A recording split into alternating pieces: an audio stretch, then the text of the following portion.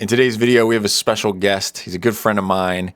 He's got a music project called WormwoodStar, where he does it all. He's a one-man band, does the drums, the bass, the guitars, the keys. We just sat down and had a great conversation that I felt like I should share with you guys. So without further ado, please welcome my good friend, Randy Daniels. Man, it's so good to see your face, man. It's been way too long. I know. Just been communicating through email and whatnot, which is the dumbest thing. Like, I have your phone number. I could text you. I mean, it works though. I don't email anybody. I'm not that old. It seems easier to send stuff back and forth that way. Yeah, I think it's just a file, sharing files. Yeah. I guess too. Are you an iPhone or Android? Android, unfortunately. I'm an iPhone guy, but I have a work phone. I'm not gonna run two phones, that doesn't feel right. Right.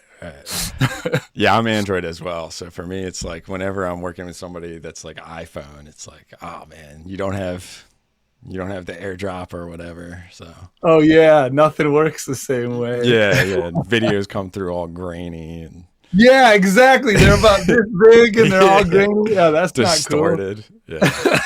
Yeah. Oh my gosh, that's awesome. Well, we got to find a better way because I think I'm the only one left on Hotmail, and it just doesn't seem efficient, man. Yeah. Are you in your? Is that where you record? Then that's your spot. I've seen it in your videos. Yeah, I got the. I mean, I don't really play the keys. This is my brother's and my mom's old keyboard over here. Oh, so I mean, you can't say you don't play the keys because I've seen you do it in on your DAW. So yeah. I mean, nowadays, like I need to get a better setup because if I had like a keyboard that could slide out right here, that would be super ideal. But I think it's just the limitation of like there's too much stuff on my desk, and it's so much easier to just use my laptop. Like when I click on something in my DAW, it makes my my keyboard on my laptop able to play the keys. So I basically just play in with my laptop now because it's just so much more. It's so easy that way. I had a MIDI controller and it was right here. I'd slide it out on my desk, and I sold it because I'm doing what you do. I just play it on the keyboard of my laptop. Right. It's easier that way, man. It is. I want it not to be because I want to like play the keys. I want to get better at the keys, but it's just so much more. It's so easy on the laptop that. Yeah, it's efficient. That's the way to do it. Yeah, exactly. Oh, that's awesome. Well, okay. Haven't caught up in forever. What have you been doing for the last decade? Well, did I tell you about how things ended with Captain Morgan? I don't know. Are we allowed to talk about that? Did we? 100% we are. We absolutely should. I guess that's probably where we should start. That makes the most sense. I want to know. Right. So, I ended up working with, was it Tony first, or I forget the other guy's name? Was it Matt? Yeah, Tony was around for a while, and then Matt and Tim were the other two, like full-time Captain Morgan guys. Yeah, I don't think I met Tim ever, but I worked with Tony and Matt. And I forget, the one with Matt was kind of like, it was like a rainy, cloudy day in the Jersey Beach, the Jersey Shore. And like nobody was out anywhere, so it was just like very anticlimactic. Like there's no energy anywhere we went. It was bad. Nobody doing anything. Yeah, it was bad. The time that I was with you and then the time that I was with Tony were probably the like most hype times. Definitely playing drums with you for sure. That was oh my gosh, that was so much fun. So that was the most memorable. So for what it's worth, in case someone actually watches this, we worked together 100 years ago. I was a giant red pirate. I was Captain Morgan, and you were playing snare drum with me. And your whole job was to go in and get people excited about what we're doing and bring the energy. And it was, and I don't know how to play drums, but I pretended like I did on your snare drum like every night, and it was awesome. It was hilarious. You definitely. I remember when we were talking about something, you were like, "Yeah, I was trying to stay in the pocket." Once you said I was trying to stay in the pocket, I was like, "Okay, this guy knows music. This guy knows what he's talking about." Oh my gosh, that's so awesome. Well, so for what it's worth, I did that job for 11 years. I was Captain Morgan. I quit in 2018. I quit voluntarily. I didn't want to do it anymore. I've got a son. He was maybe 4 or 5 at the time. I guess he was 5.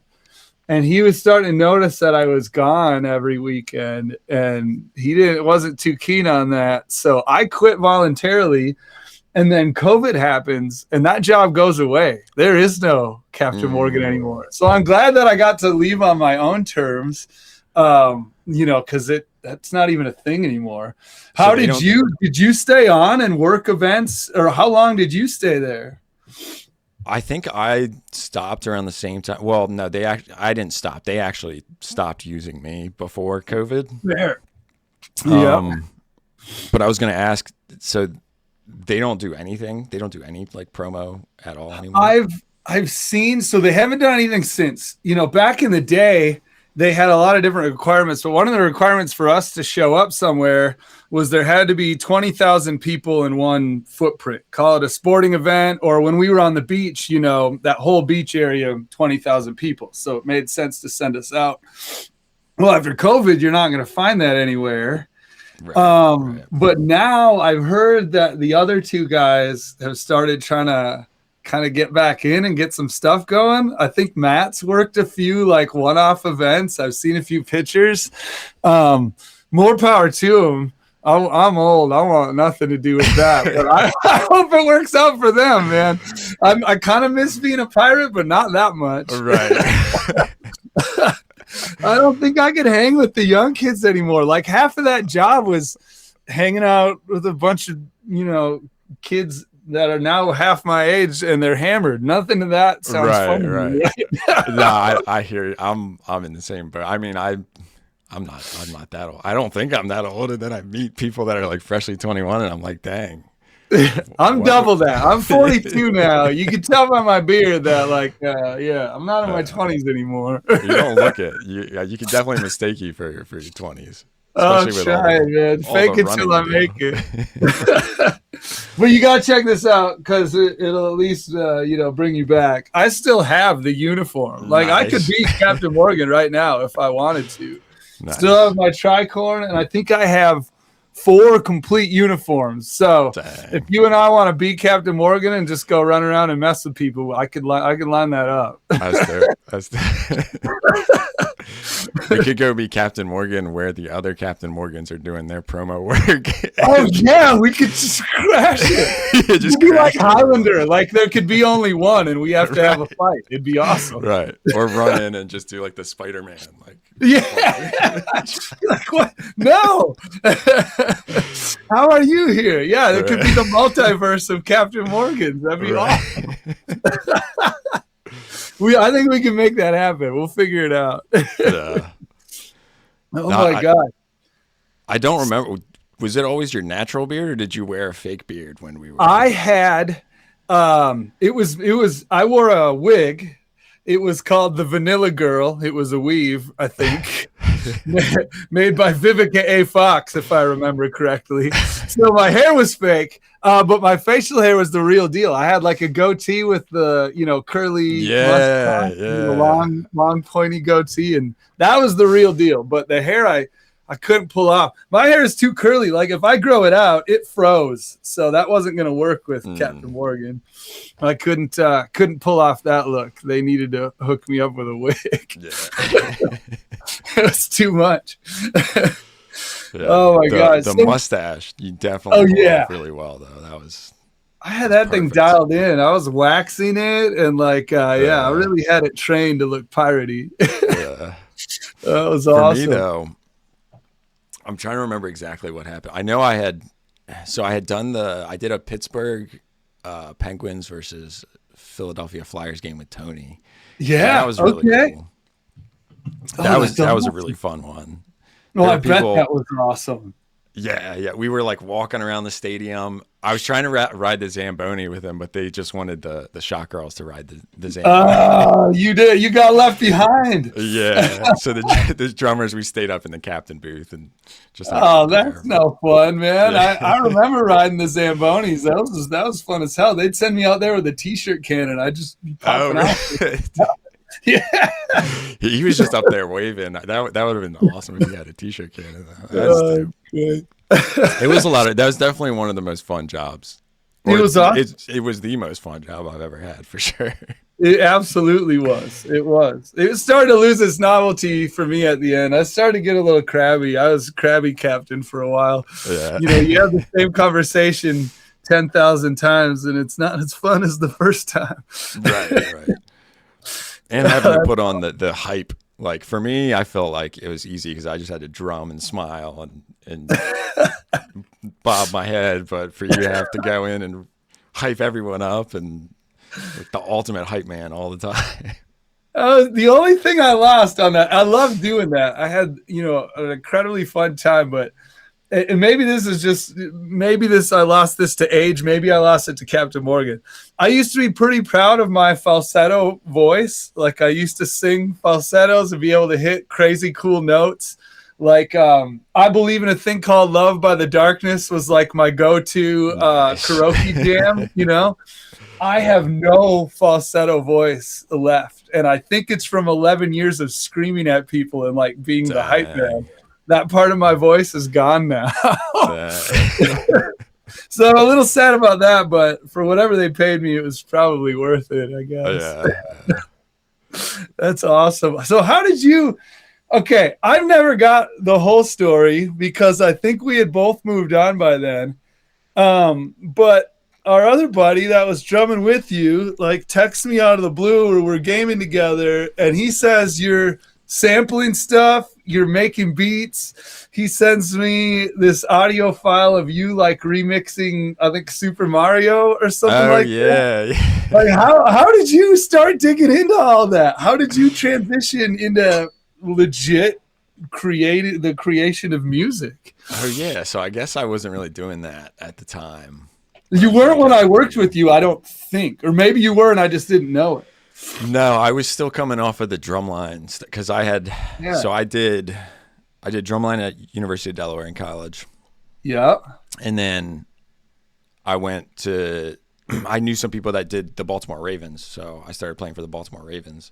That's right. Okay. And then I was teaching after school drum lines as well, on top of like doing the Ravens. And then the Ravens was such a commute for me because like.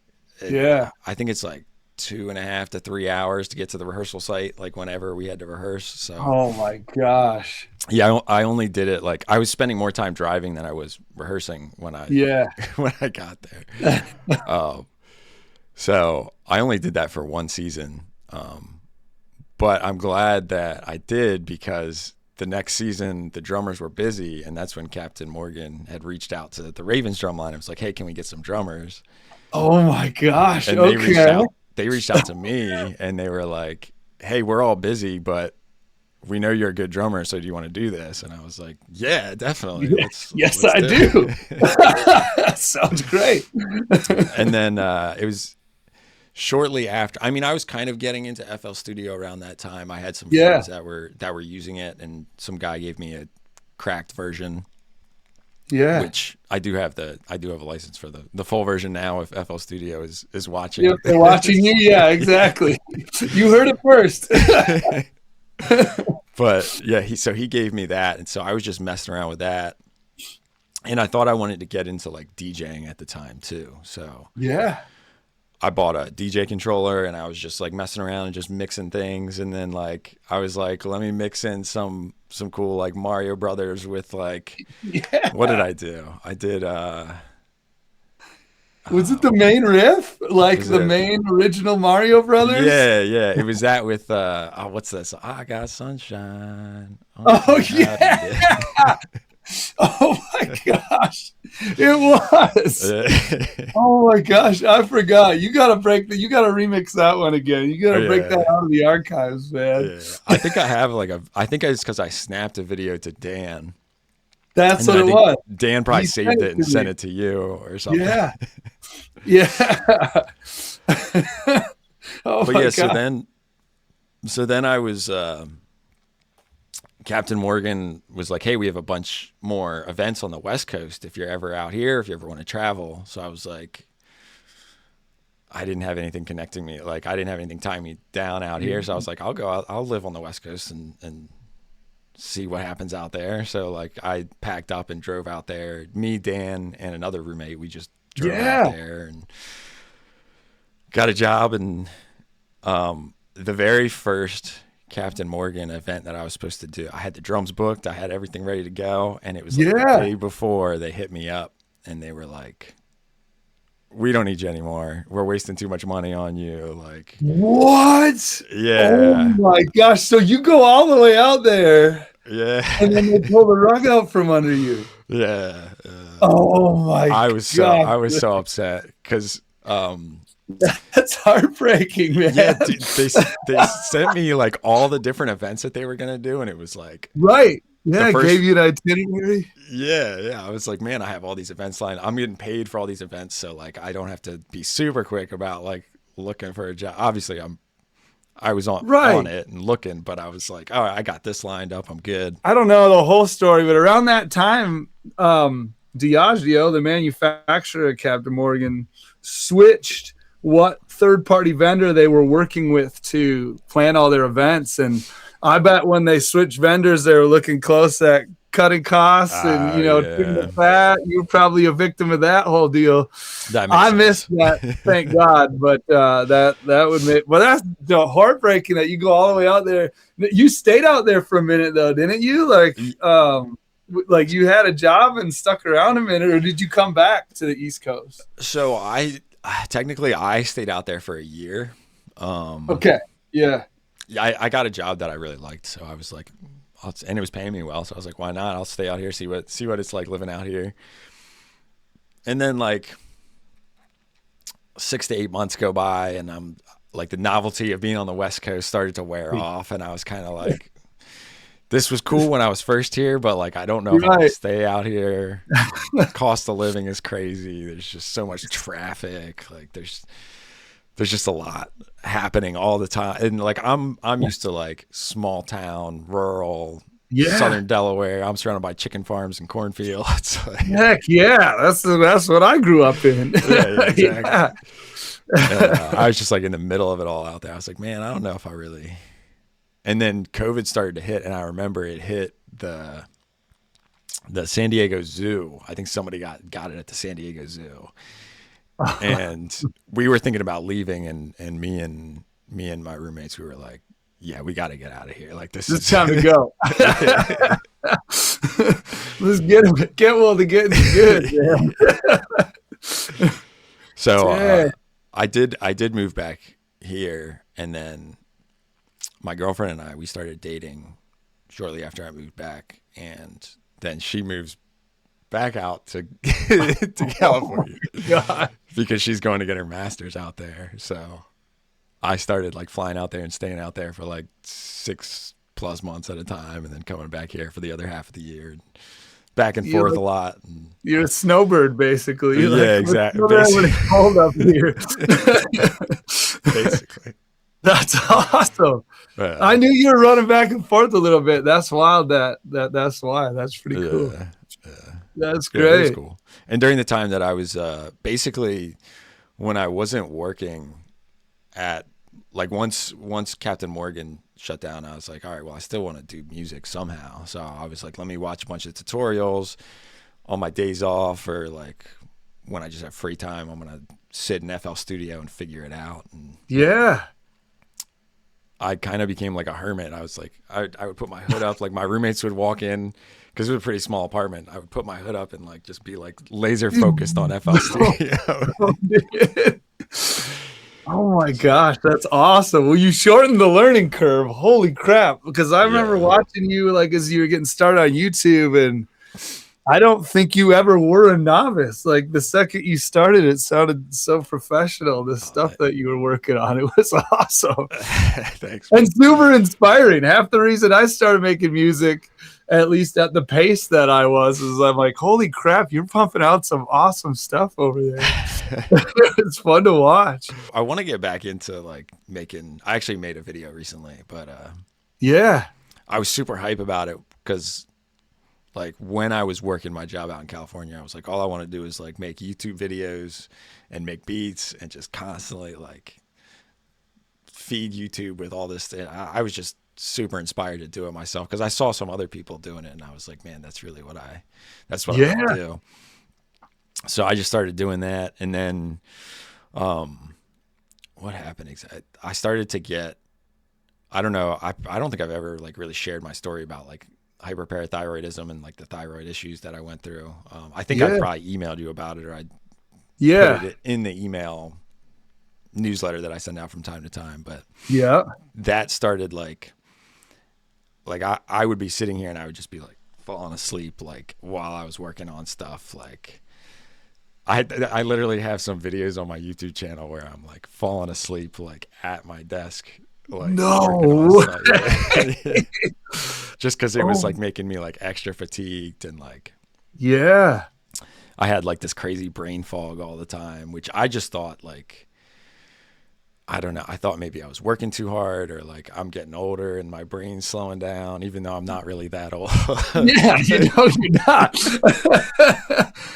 Oh my gosh, or like you're not getting enough sleep or something. Like something like that. Because I do like a lot of physical activity and I stay up late and I work on music and so like I didn't realize it was something like that was like bothering me internally until I started having like these weird symptoms of like heart palpitations all the time, aggressive heart palpitations, and I was like working out and I remember the first thing that I noticed was I was like lifting weights and like I was like not reaching like my max and I was like, man, I'm tired, but my muscles aren't fatigued. Like, am I just, I was like, am I just this strong now that you've leveled up? But I not even working. Yeah, exactly. But I knew something else was like at that point I was like, what? This is weird. Like something's not right.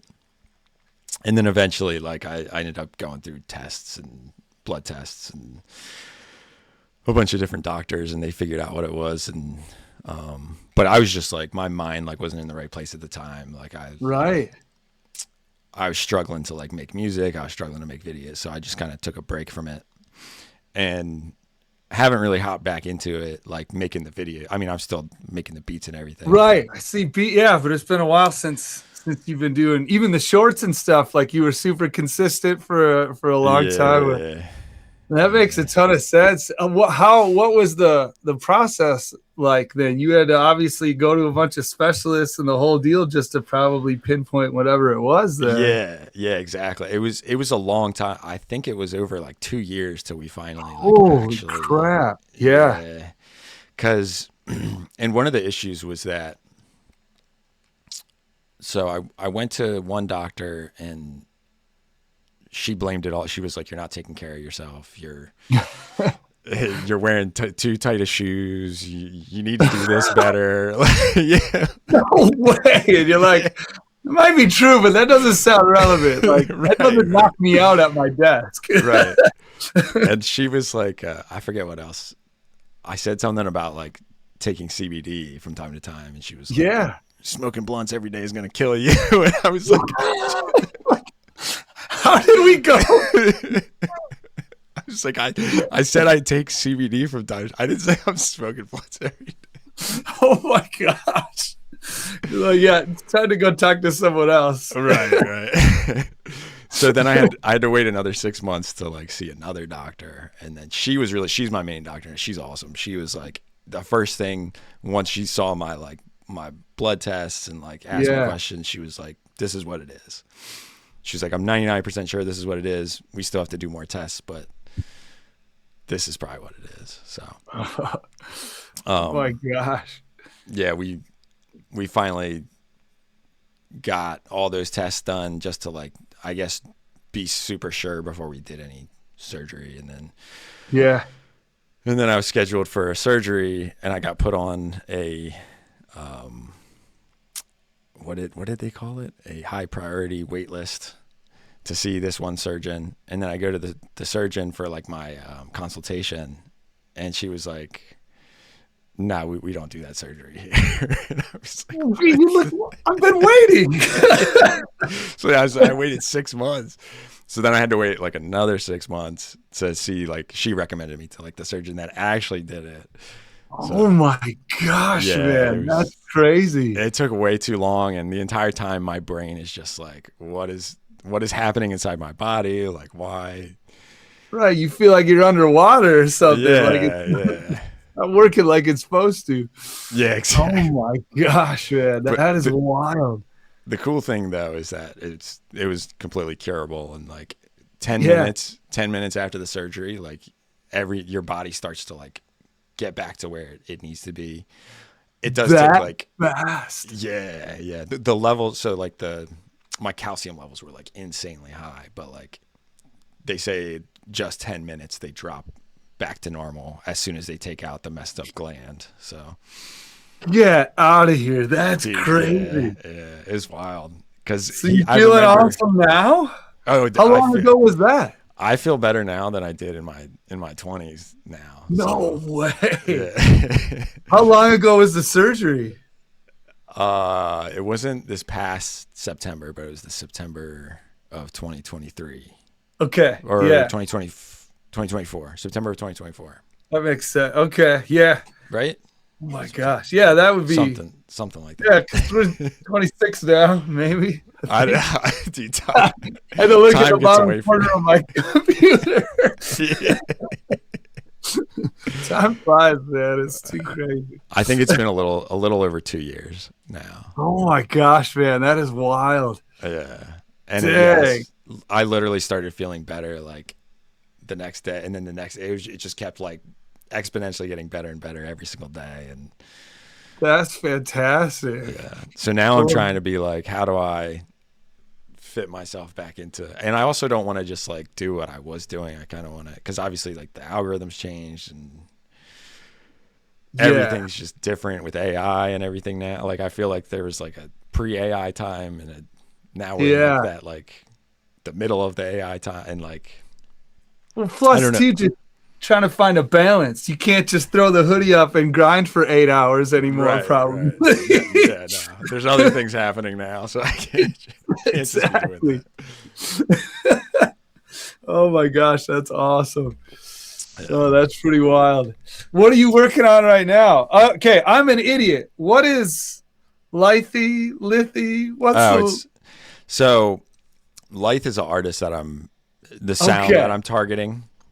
Okay, because I knew that's kind of been your focus in the past, looking at like Metro Boomin and Travis Scott and some of the other. Yeah. I didn't know that was an artist. That's how old I am. So I mean, I didn't either, and then like I heard his song come on like my Spotify Discover or something, and I was like, I like this because it's ambient, it's minimal, it's very spacious, so it allows for vocals. Yeah, and I just like the sound, so I was like, let me just start creating in that lane. And it seems like there's a good amount of artists that are like searching for that too. So yeah.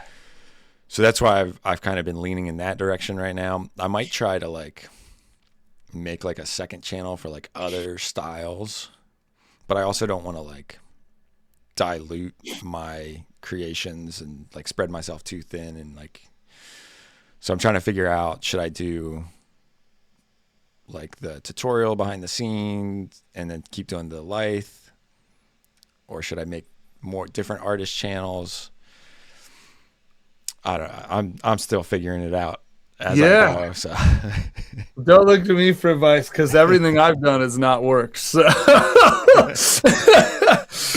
that I've tried that hard at any one particular thing. That's cool though, and I loved your tutorial stuff. I'm not even in FL Studio. I work in Logic Pro, but I still learn a ton just watching your process and like the way you layer things and where you try to place different elements, like even in a different DAW, that stuff was still useful, super useful. Yeah, I watch a lot of other tutorials from other people too, just to get inspiration. And I don't know if maybe I want to switch up and try a different DAW at some point too, but yeah. Yeah, I definitely take inspiration from other people and other DAWs too. It's definitely like, I don't know what fluid, I guess, is a good word for it. Just transitioning the same techniques from one DAW to the other DAW. And yeah, some of it's transferable. Yeah, exactly. I started off on, did you start off on Logic? Yeah. Okay. I've been on Logic the whole time now it's old, on an old MacBook. So it's all on a laptop. And did you have what was it's like the Apple native. I never had Apple products growing up, so I didn't have it, but it was like built into like GarageBand. Yeah. That was on there. I never used it. I bought the MacBook with Logic Pro to learn Logic, knowing that's what I wanted to use. And all I have is, you probably have something like this, but all I have is a 2-input interface that I run. It's that simple into Logic, and that's it, man. That's all I've ever had. Yeah, nice. When I started DJing, they gave me a free copy of Ableton with my controller. So I started on Ableton, or it was like Ableton Lite or whatever. Yeah. And I hated it. It was like, I mean, I'm sure if I sat down and learned it now, like I would appreciate it more. But like at the time trying to learn it, I was like, I feel like I'm looking at like an Excel spreadsheet right now. Just moving things on a grid. Yeah. And then the guy gave me the cracked version of FL Studio, and I was like, oh yeah, this feels so much better. So how did you learn like all the like third-party plugin stuff? Because I don't use any of that. I'm not bold enough to like go to a third party and download a plugin or something. Yeah. So I basically a lot of the guys that I learned from when I first started out and like followed, and I watched their journey and seeing the plugins that they use and see them use it over and over again, then it's like, okay, like clearly that's a good plugin. Let me check it out. And a lot of times what I'll do is because I still do it today, I'll download the demo for free and see if I like it before I actually want to purchase it. Which is good. I tried out, I think I actually used one, the God Particle. I don't know if you've heard of that.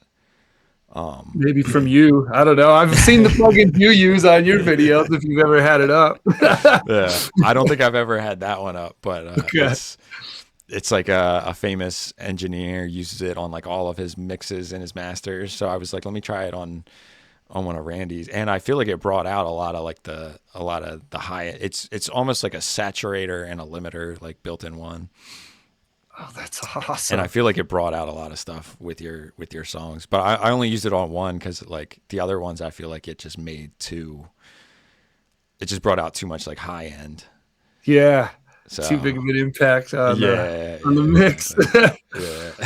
Well, everything you get from me is super rough because, I use a digital workstation, but outside of that, I'm a pretty analog dude. I've got a huge rack of guitar pedals behind me, and my bass, like what you're getting when I send you a bass is just my bass direct into the interface. And then, nice. I love the tone of that thing, but so I don't really doctor anything before. So whatever you get from me is in pretty rough shape, which is why it's been so much fun working with you, because you take these turds that I send you and polish them. You make them sound awesome. I love it because like as soon as I get something, I know musically it's gonna be great. Like even if like whatever you send is super raw, like I guess my thing is I see the end vision Like I don't hear the raw thing. Like I hear what it can be. You figure out how to bridge the gap. Yeah, exactly. It's like a puzzle. It's like I see the final piece. I just have to put the pieces together correctly. Oh my gosh, that's so awesome. What does it look like? So I send you a pile of stems over WeTransfer. You just pull them in and stack them, or like what does it look like on your side? I'll have to screen record the process sometime. But. You gotta do. I'd love to see that. I'm so intrigued by the whole thing because I hit send and then I just wait till something awesome comes back. Oh, that's awesome. All right, here we go. Let's see what happens. Yeah, exactly. Let's see. I know what it's supposed to sound like, so I just wait for it to come back. You're always like, oh yeah, I can tweak a few things if you want me to, and I'm like, yeah, I don't even know what kind of feedback I give you. Sounds good to me. All it done. Well, for me, I know that like my ears aren't always like right on to like, especially, I mean, you probably know if you've been listening to what you've made over and over and over again, you have like ear fatigue, and I feel like you also have like bias to like, because you're like jamming and you're like, this sounds incredible because you've heard it like over and over and over. So many times, yeah, you're invested, right? And then you come back later and it's like, what is this? What have I been doing? Yeah. Oh yeah. Happens to me all the time. Yeah. Literally like almost every day. Like I'll make something and I'll come back and I'm like, I don't know why I did that. What even is that? My God, that's so awesome. But yeah, no, when you send it over, it's so much fun because it's like I see all of your musical idea, and the fact that you created all of it is super dope too, just being like a one-man band. And like, so what I usually do is I'll just copy everything, I'll load it in. I don't really organize it like when it gets in it. Sometimes like right, drums will be up here and then the kicks way down here. And sometimes sometimes I will put them next to each other, but sometimes I'm like too lazy to do that. As long as they're in the mixer next to each other, that's all that I care about at the end of the day. But that sometimes I will put them, especially if like I hear like maybe like some phasing, like the kick and the drums are like sort of right on, but sort of like not at the same time. Yeah. That way I'll like put them next to each other so I can like move them around. And then I'll usually go with, do I usually start with the drums? I think it depends on the song, to be honest. Like I try to start with the main vocal. Yep. And I'll try and like, I have this one, so I use CLA vocals. Okay. I use that on your vocals, and I have I usually hit Rock Man. I think it's Rock Man is the preset that I use. Sounds like me. I'm a rock man. Yeah. And then I'll tweak it a little bit so it sounds good, and then I'll start layering in the drums, and then the guitars and whatever other instruments you have, and I think the last one, Raw, I actually started with the E piano, was it the whirly? Mm-hmm. Yeah, because I heard it had like some really high like ticking sound, so like I instantly went in and like EQ'd that because I didn't want it to be like ticking. Yeah. So it all depends like on each individual song, really, like what I start with and like the process. But typically like if something catches my ear, I'm like, in my brain's like, I need to fix that right now. I typically like lean into like whatever I hear first. Otherwise I'm going to like forget like, or it's just going to be bothering me the whole time. And I'm like, yeah, it'll be fucking, I gotta get to that. I gotta fix that quick. Right. You ever got one from me and you're like, oh my gosh, this sucks. I can't believe I have to waste the next 20 hours of my life on this. You're allowed to push back. You can write back and be like, not feeling that one. Send something out. Like you can do that. Your stuff is good. Like I've never honestly thought that. Like there have been, I'm trying to remember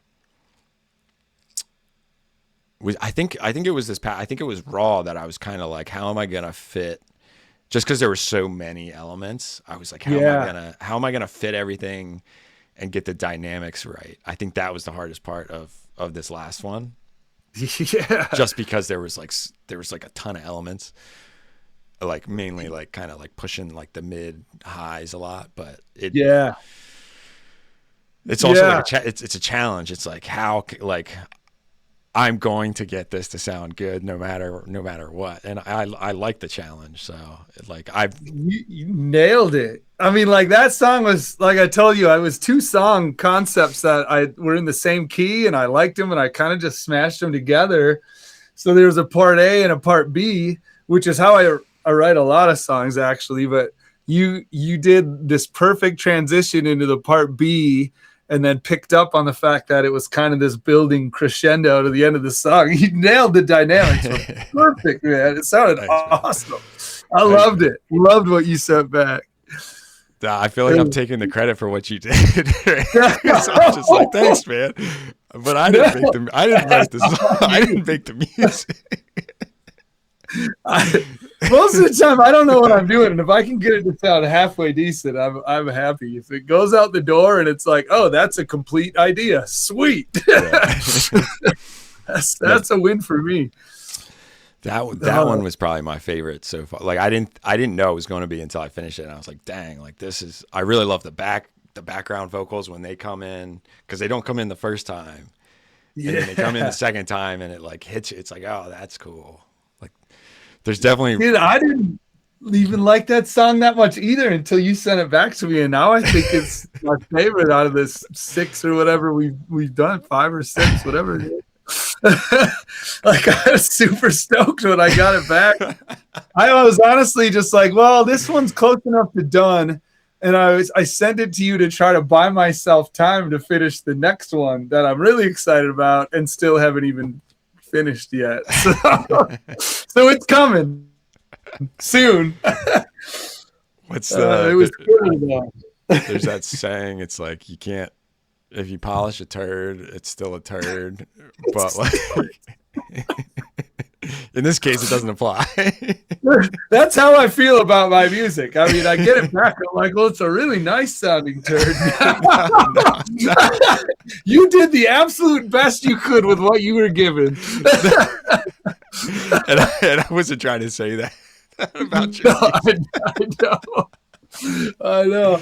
Honestly, Well, just so weird. Like this little project that you've been helping me with is kind of different than anything else I've done, and I'm trying to find my way and trying to keep like the theme the same, the kind of sound and vibe, and even most of the songs are in the same key, although there are different variations of it. And yeah, I don't know.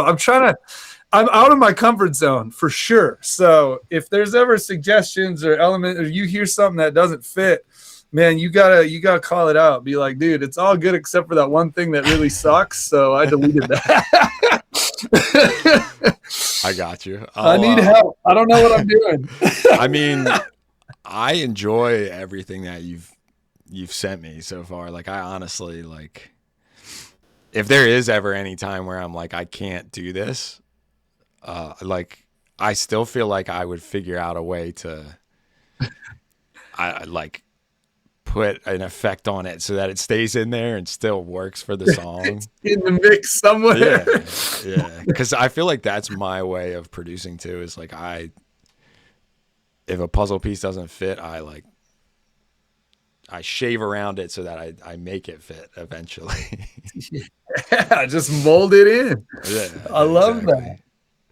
Oh, that's so cool. I don't know if you can tell, but guitar is by far my weakest instrument. I'm out of all the things I can play, and there's a lot of things that I can play pretty confidently. Guitar is where I suck, but I'm having the most fun with it, and I'm building a lot of these songs around the guitar parts. Yeah. And so like I'm focused really hard on learning. Like some of the stuff I'm going to send you soon has some kind of cool leads, which I've never really messed around with before, but it'll need some refining, because the guitar is definitely my that's my weak spot. That's my Achilles heel right now that I'm trying to get better at it. Drums and bass, I feel pretty confident now. on what I get out of those, and you know, that stuff is fun, but the guitar is intriguing to me because I'm not good at it and I'm still learning. So it's that's been the most fun for me with this little project, is like, how do I do cool guitar riffs with this? Yeah, I mean, it sounds great, and I love messing around with the guitars too, because like I guess I take liberty in adding more effects onto the guitar, yeah, but like you should. When I do, I try to make it so it like spaces it out more to like get the vocals in there, and like I think it sounds like I'm having a lot of fun playing around with the guitars too, because that's not something that I usually have a lot of. Like when I'm working on beats, if I do, it's like a quick little like plucked lead or something, but it's never right. Or some arpeggios or something, like it's never like a straight like shredded guitar or like somebody strumming. So for me, that's also like not really my comfort zone, but I'm like figuring it out, and it sounds good in my opinion. So it does sound good. I try to set it up for you to like build that foundation. I always double track it. I do 2 individual unrelated tracks, because if they're a little bit different, I think it kind of fills in some of that. You know, they're naturally going to be a tiny bit different. Maybe I upstroke instead of downstroke or whatever it is. And then I try to pull them left and right.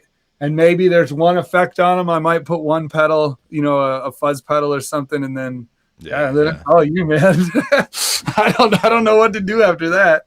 Dude, I was telling my mom, because my mom watches your stuff, and she loves like everything that you make. That's so. I remember that from my old channel. She would always have awesome stuff to say about whatever I was. It was always so refreshing to get a comment from her. That's awesome. She loves it. She loves the connection. She's like, oh man, Captain Randy's making more music. Like, let's go. That's so awesome. I love that. But yeah, I was telling her the other day, because she wants me to like do something similar for her, because she plays guitar, she sings, she plays the keys.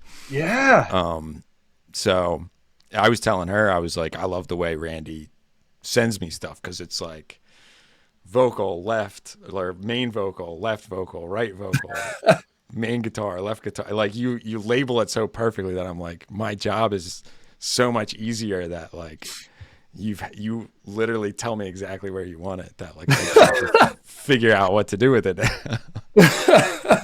I try to like I said, I have no idea what it looks like when it shows up, so I try to keep it as organized as I can. But I don't know, that whole thing's been kind of fun. It's been really fun to learn this process with you too, though. Like I think the first time I sent you a wheat transfer whatever batch, I had to look up a YouTube video like, how do you export stems from Logic? That's how bad I was when we got started. Wow.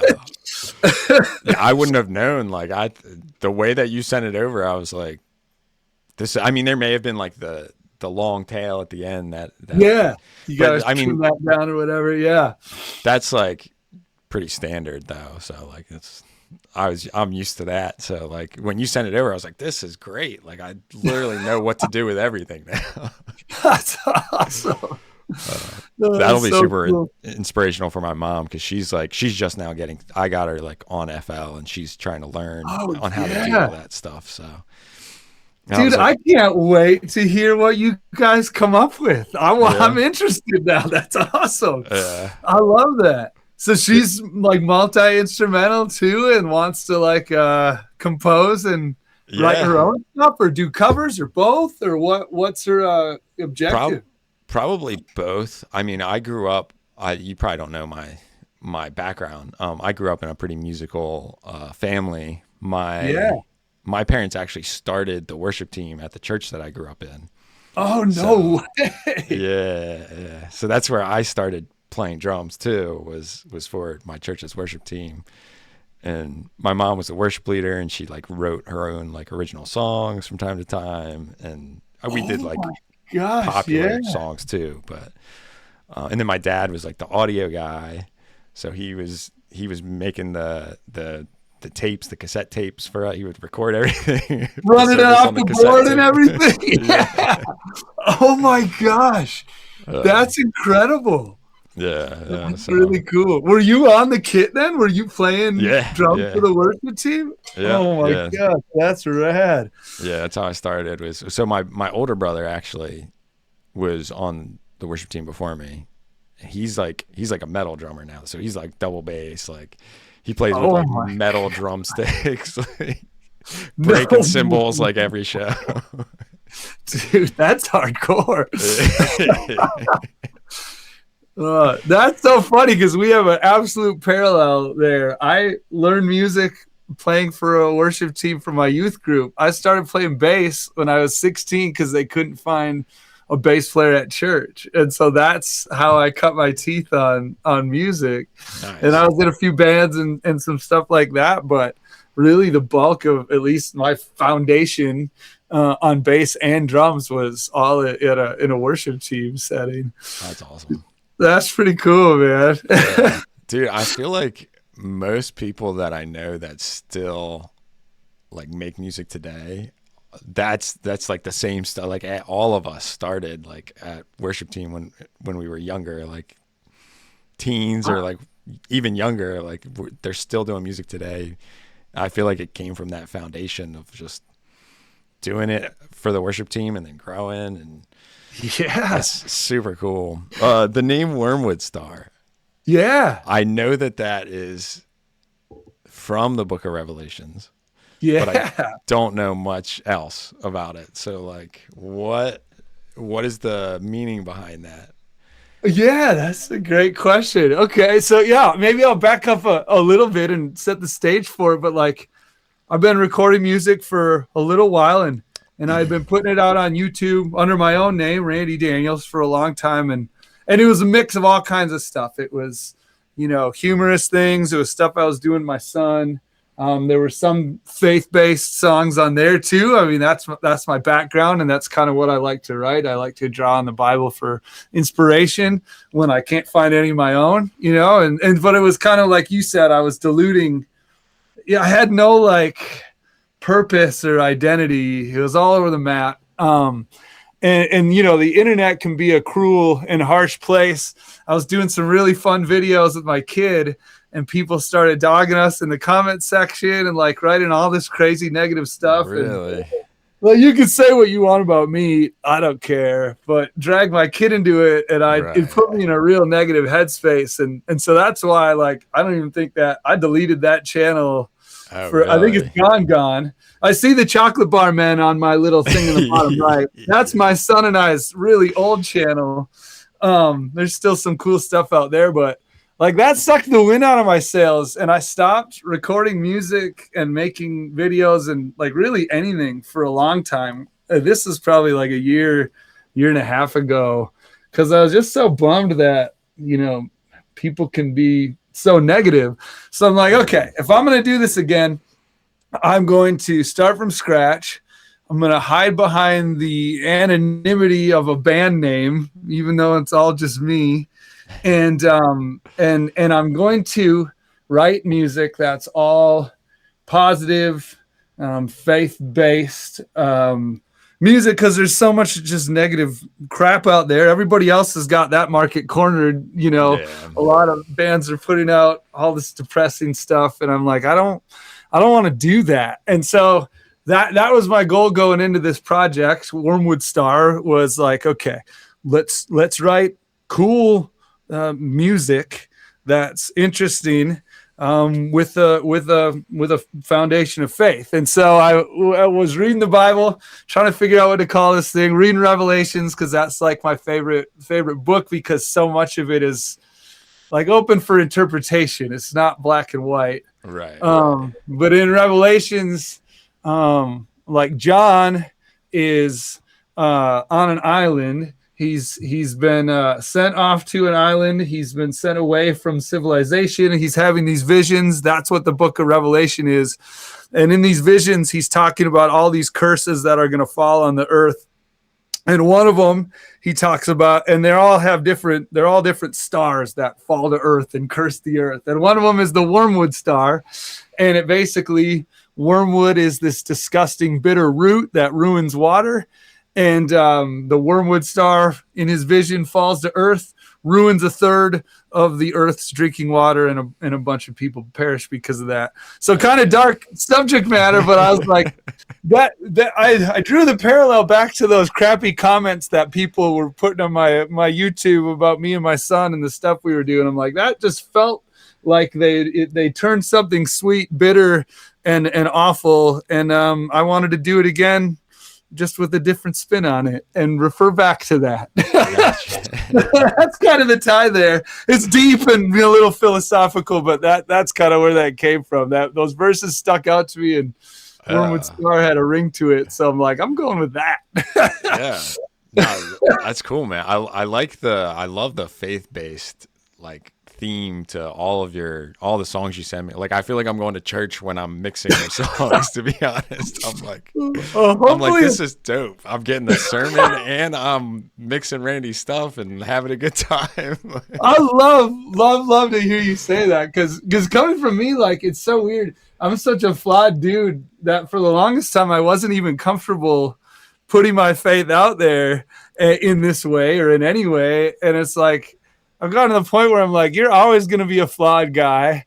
You're always going to be imperfect.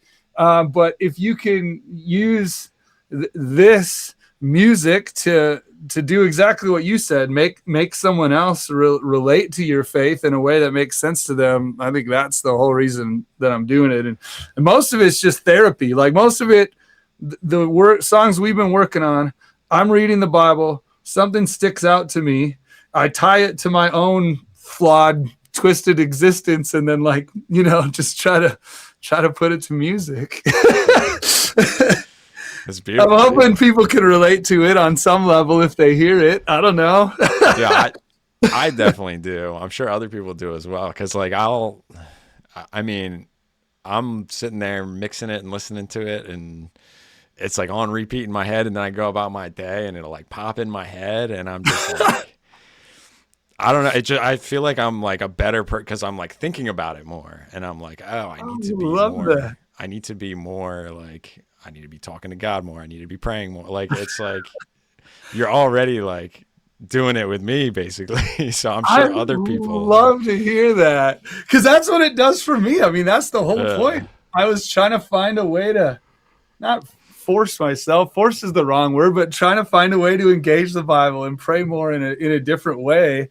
And so having this music to do that has made it makes it, I don't know, less labor intensive. It's fun instead of feeling like something you have to do. Oh, I didn't read my 10 minutes of scripture today or whatever. Right. It's been a blast writing this stuff, and I got piles more because the Bible is such a great source. There's always going to be, there's hundreds of thousands, if not millions, of songs that have been written, based on what's in there. So I've got an unlimited supply of inspiration. So that's good.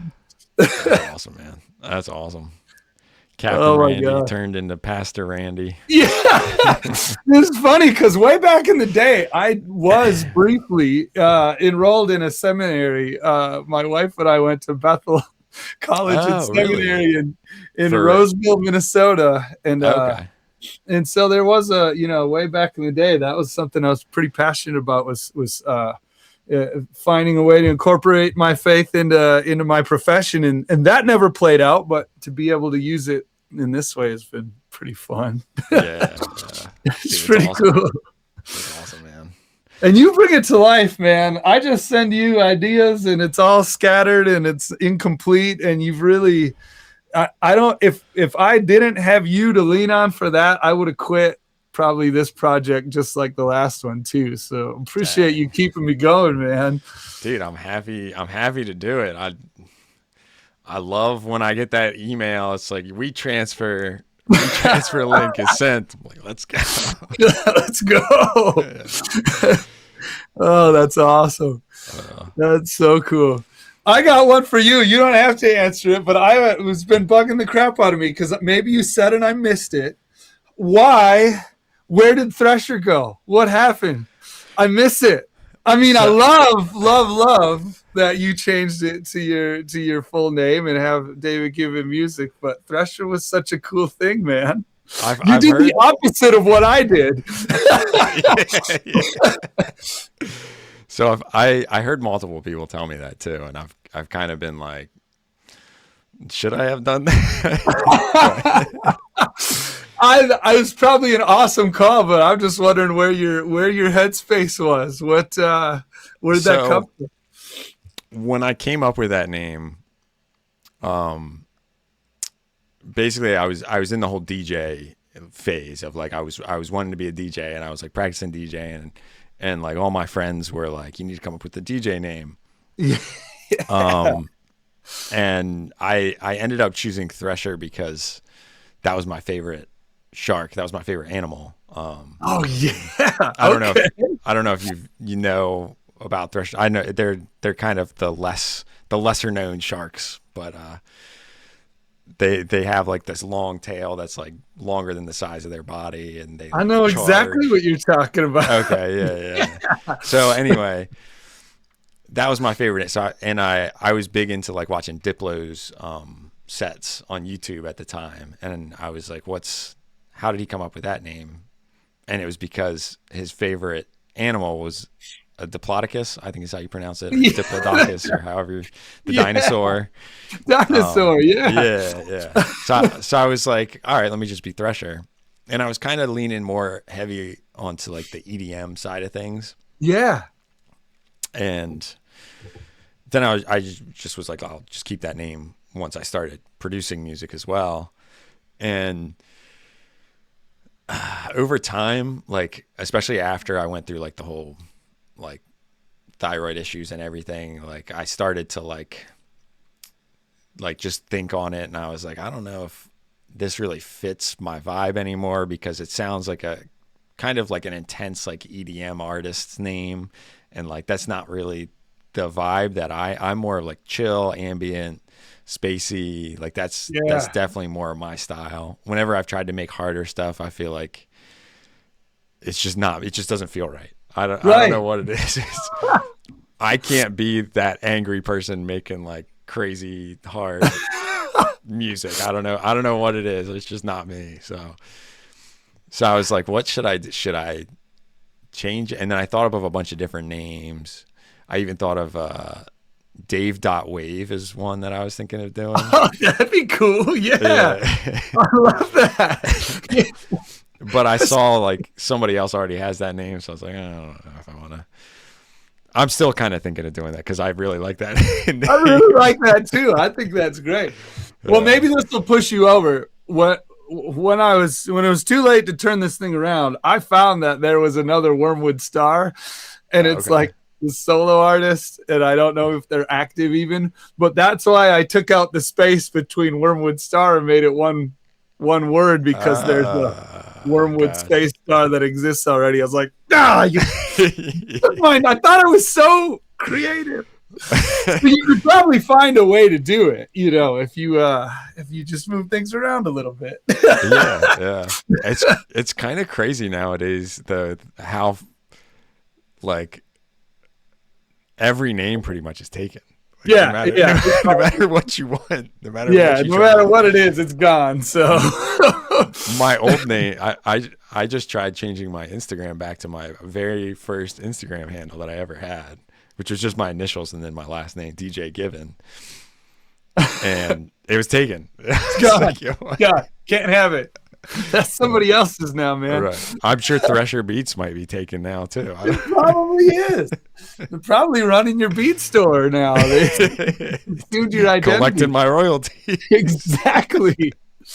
Well, I appreciate the name change, but I do miss it. I don't know if you remember, but whenever I would buy your beats, I always made you leave the tag in at the beginning because I thought it was so cool. Yeah. So for a new tag, I actually got my girlfriend to say, I think it's Schitt's Creek.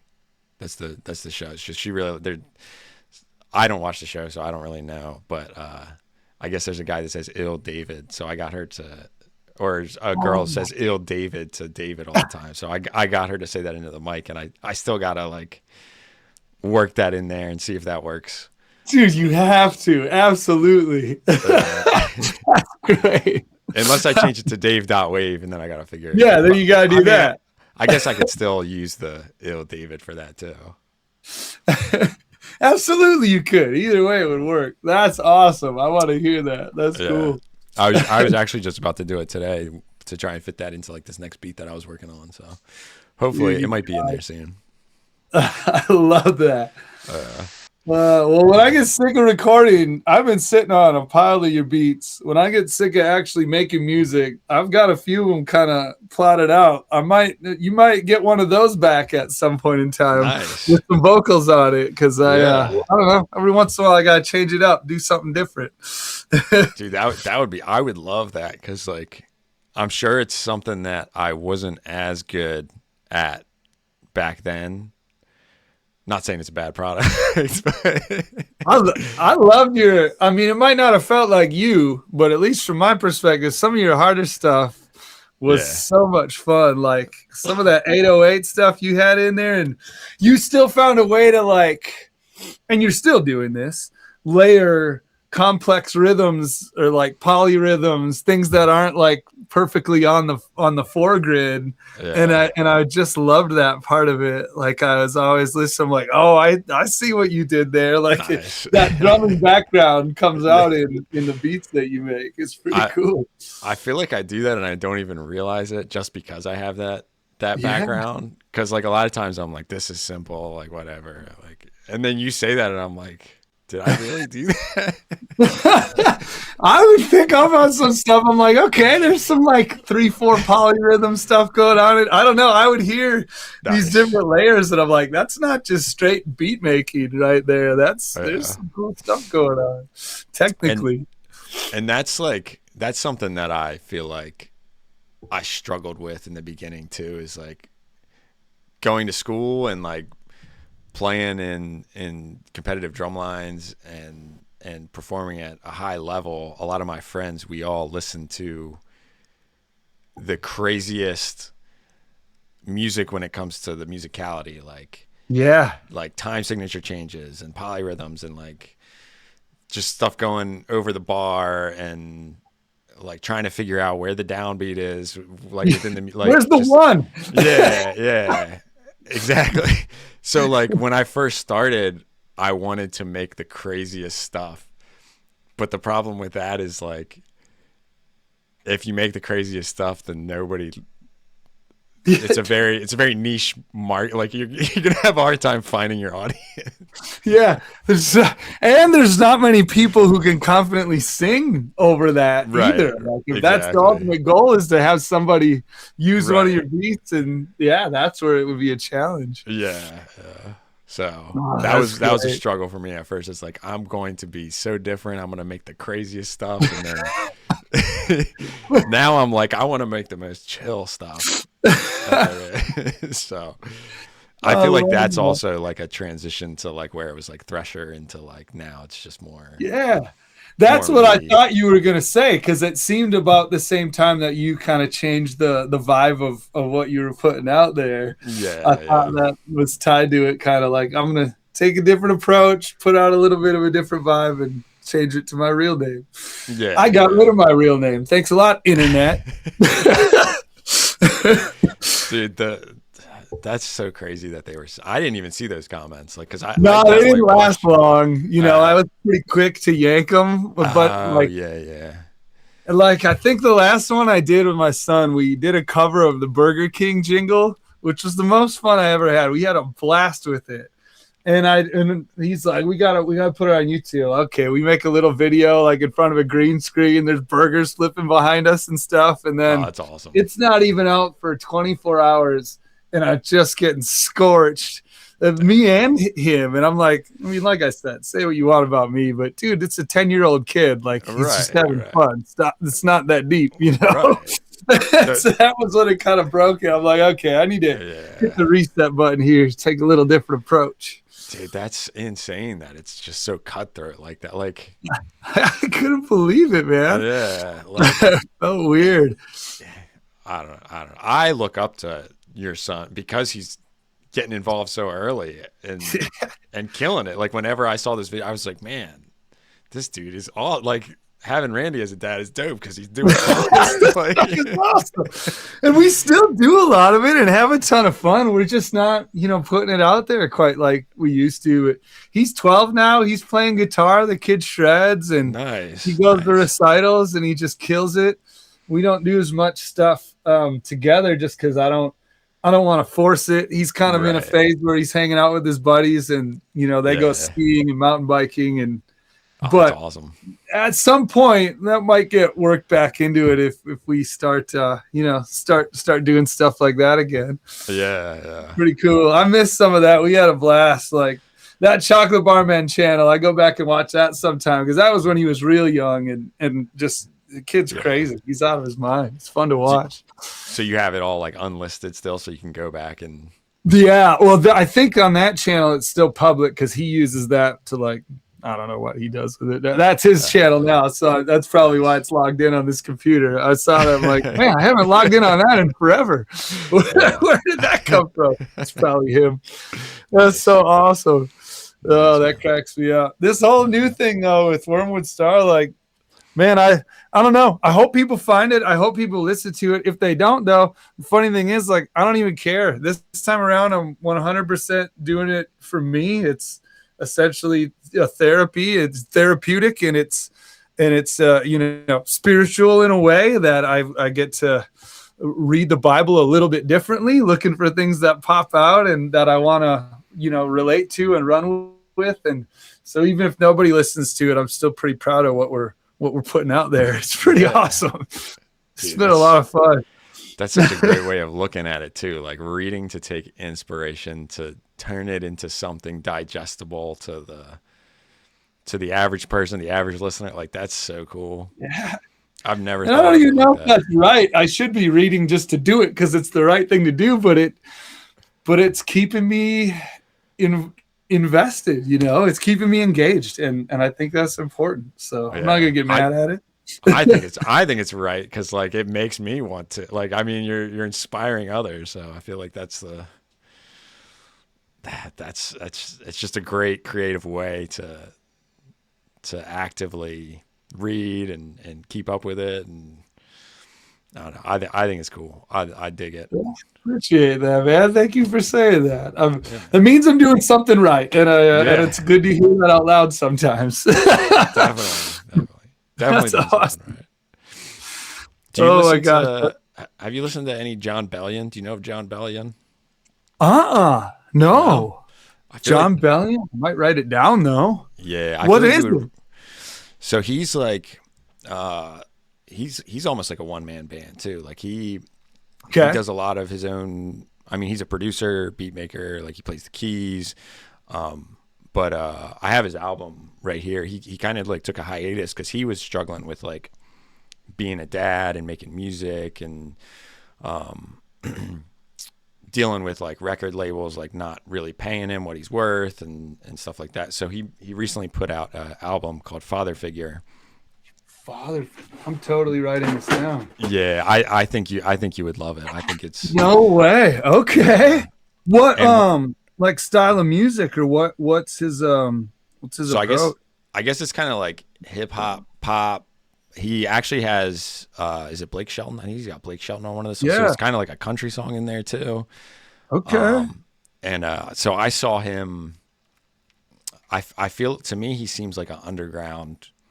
Well, he's not an underground. Like he like professes his faith. Like he talks about his faith like on podcasts and like interviews and stuff. But like he always, at least nowadays he does. Back in the day, I don't know if he did as much, but like I always felt like I was kind of attending a church service as well. Like whenever I like listened to him, I saw him live in New York City, like in 2015, 16, something like that. And when I left, I was like, man, I swear I just left church right now. Like I feel so uplifted.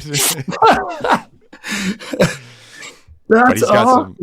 He's got some good songs that I feel like you'll like. He does like swear and curse a little bit in some of them, but like the messaging behind it is is dope. It's really good. Oh, I'm in. I'm definitely gonna check that out. I mean, You I used talking to be a about? pirate. A dirty mouth's not going to bother me at all. Yeah. I might still have one. So I was just trying not to put it in my music. Right. Yeah. Same. I was a pirate for a long time. It was just a couple years for me, but same. That's so awesome. Oh my gosh, that's great. I love it. Oh my god. Well, what else is good in your world? What are you working on next? Just for the fun of it, I want to know because I'm always watching. You inspire me just as much as I hope it's going the other way. So, yeah. I mean, so I made a video recently about literally about John Bellion. To be honest, it was about how I stole an effect from one of his songs. Oh, right on. Okay. And put it into my beat because a lot of people talk about stealing the chords and then using that as inspiration for your song, or like stealing the way that the drums are, like the drum loop or like whatever, like making similar style drums and then like going from there. Right. But I don't really hear about anybody talking about like I stole these effects from this artist. And so I made a video about that. We'll see if it does well or not. I'll probably release it later this week, but yeah, basically I'm just trying to figure out how to, I want to, so I have my camera right now is an Osmo Pocket. Oh yeah. Yeah. So I got it because I want to do more. Well, I got it for real estate too, but I want to do more like, I wanted a camera that was easier to take with me. Just pick up on the go, take with me. The microphone syncs like as soon as I turn the microphone on, I can hook it to my shirt. It's synced up to the camera already, so I don't have to worry about anything like that. So basically just like the most efficient camera system is what I wanted. So yeah, I got that so I could do more like behind the scenes stuff and maybe get back into doing like daily vlogs, tutorials, like whatever, just filming what I do in my daily life and posting it on the David Given Music channel. So that's what I'm working on. I love that. I'm trying to incorporate that and then obviously advertise for like the mixing and mastering stuff that I'm trying to do now, for more people, because I lowered a lot of my beat prices because a lot of times people would buy from me and then I would just never hear from them. Yep. And I'd email them and I'd be like, hey, what's going on? Like, I hope the music's going well. I'd love to hear what you're doing with that beat. And it's just like crickets. And I'm just like, man, like, like I'm happy you bought the beat, but I also kind of want to know like what. Yeah, where's it go from here? Yeah, what are you doing? yeah. So I lowered my prices so that more people could buy, and then also tack on or hopefully at least tack on the mixing and mastering. That's an awesome idea. Yeah. So I got this one guy that I've been talking with. I think he's got his own engineer already, but basically whenever somebody like buys or comments or whatever, just let them know like, hey, this is what I offer, and then see if it's something that I can hopefully create more of like a collaboration like we're doing versus just take my beat and run kind of thing.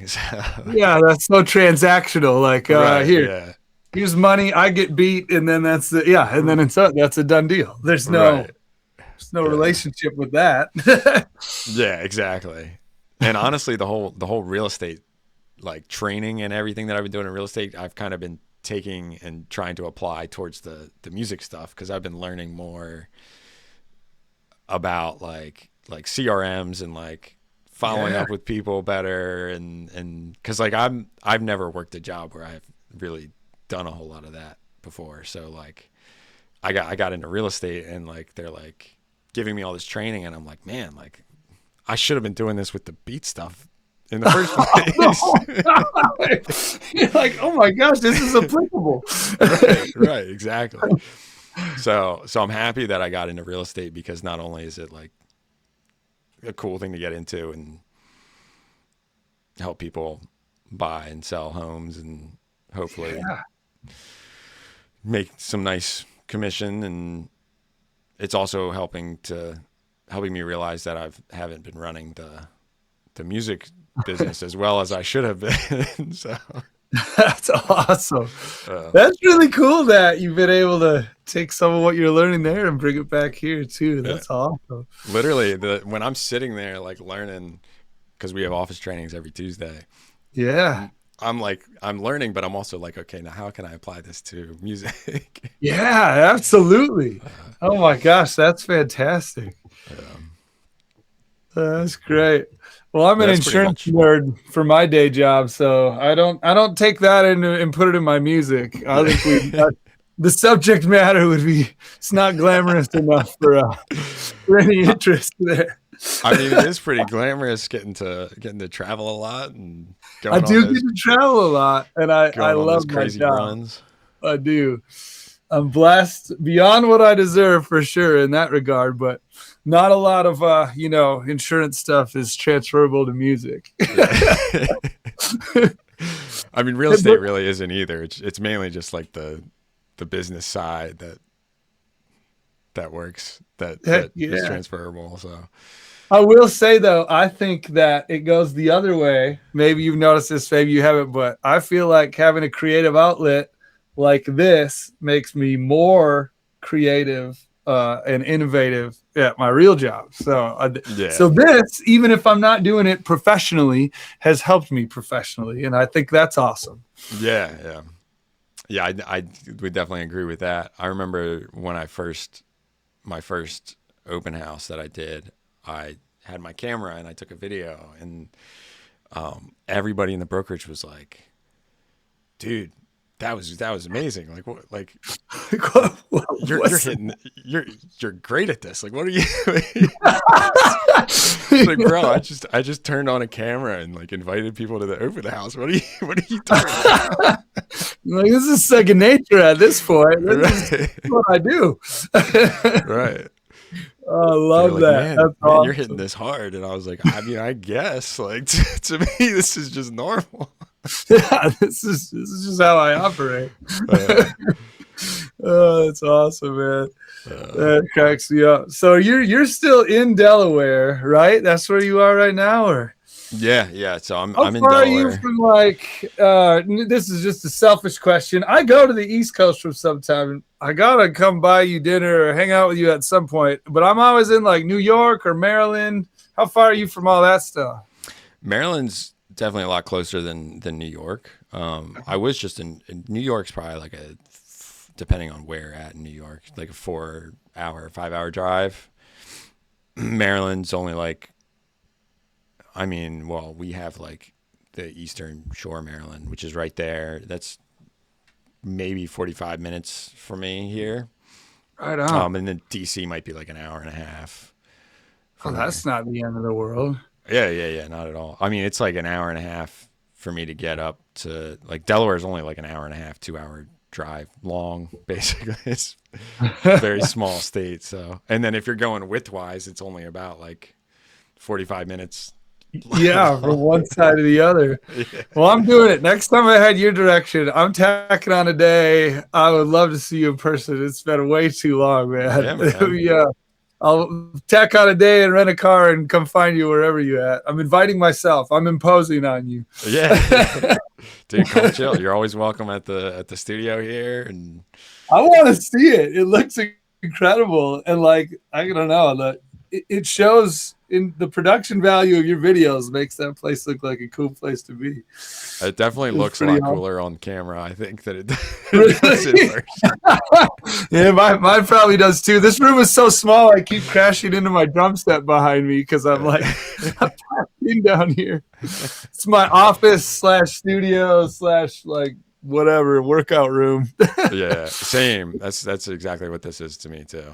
Office, studio. I do yoga, and I got a push-up board down on the floor there that I hit like whenever I take a break, and that's awesome. A little bit of everything. I feel like it's almost like a cell sometimes. Like living. Yeah, they can feel that way. In the summer, this feels like that because my kid's home from school, so I have to hide down here when I'm working. Otherwise, my ADHD can't handle having him around. He's too distracting. So, so it just does start to feel like a little bit of a prison after a while. I go back and forth between it feeling like a cell and then it feeling like a zen room, but usually it's the zen. Yeah. Most of more often it's the zen. Oh, that's great. Yeah. I like it. Well, there's gonna be more music coming, and sweet. I love what you're doing, man. I can't say enough good things. I'm nobody, but if there's anything I can help you do as you're trying to get the production and engineering stuff off the ground, you let me know. I would love to support you in any way that I possibly can. Yeah, I appreciate you, man. I appreciate all the trust in me with your music too. Like the fact that you're just like, all right, sending the next two over. It's coming. It's like, man. Send them in backwards. I'm blessed that you have the faith in me to deliver that. So I appreciate it, man. Thank you. Hey, it's mutual, man. I'm so glad that we were able to set this up, and I'm having so much fun, man. But it goes both ways. You ever need a funky bass line or anything too, let me know, and I'll just send it on over. I can always lay something down and just send it your way if you ever need to fill a gap on anything you're working on. Dude, I definitely need to keep that in mind more, because a lot of times I'm just like, I'm doing this all by myself, and like I definitely, that's one of my weaknesses is I need to reach out to more people and be like, hey, do you think you could help me out with this? I'm the same way. I want to do it all myself. Maybe I'm a control freak, but hey, look how this has played out though. I reached out to you for help because I knew I needed it, and it's been awesome. So it's that's some encouragement to do the same. Definitely. Heck yeah. Well, enjoy the rest of your night, and let's catch up again soon, man. Hey man. I'll shoot you a text so you have my number, and then do it. Absolutely. You got to do it. I got you. And then we'll keep emailing each other. Exactly. Fantastic. I look forward to talking to you on the emails. All right, man. Oh, man. Have a great night. Yeah, you too, man. I'll catch you later. Later.